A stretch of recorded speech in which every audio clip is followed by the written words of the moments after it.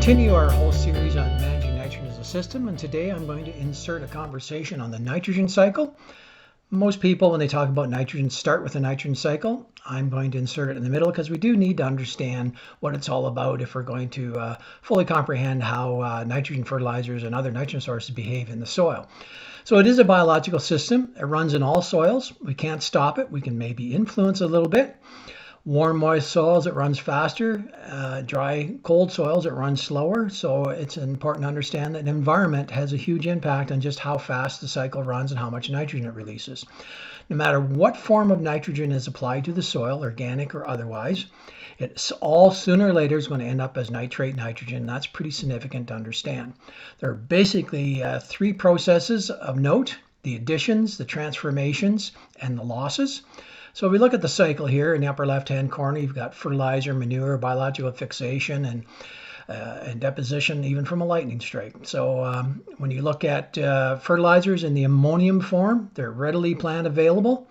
They're also subject to nitrification, which is the conversion to nitrate nitrogen. And when you look at nitrate down there in the bottom, it's subjected to leaching losses in the soils that are prone to leaching.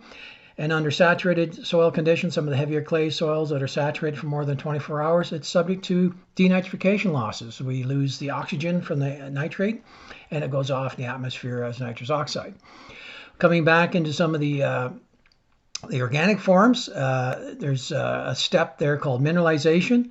The whole host of bacteria and fungi and enzymes convert old proteins into amine groups and amino acids that can then be converted into ammonium nitrogen, and then that cycle carries on. There's also a section there called immobilization, where if we have a lot of high carbon residue in the soil, the microbes can actually take up some of the nitrogen away from the crop and use it to break down some of that organic matter, and then later be released back when the carbon nitrogen ratio is appropriate.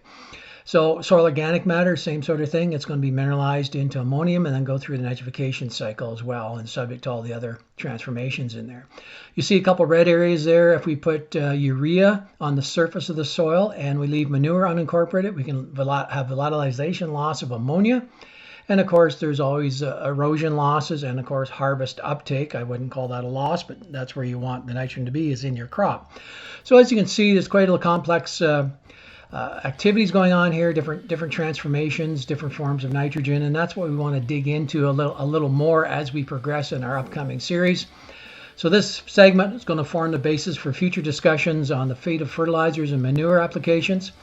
How do the different forms of nitrogen sources react in the nitrogen cycle? How does the management of those applications influence outcomes of the end sources in the end cycle? And what do stabilizers do? How do they work? Where do we put them, and how long do they last? So that's some of the things we're going to continue to discuss. So thanks for listening today, and stay safe and stay healthy. We'll talk to you tomorrow.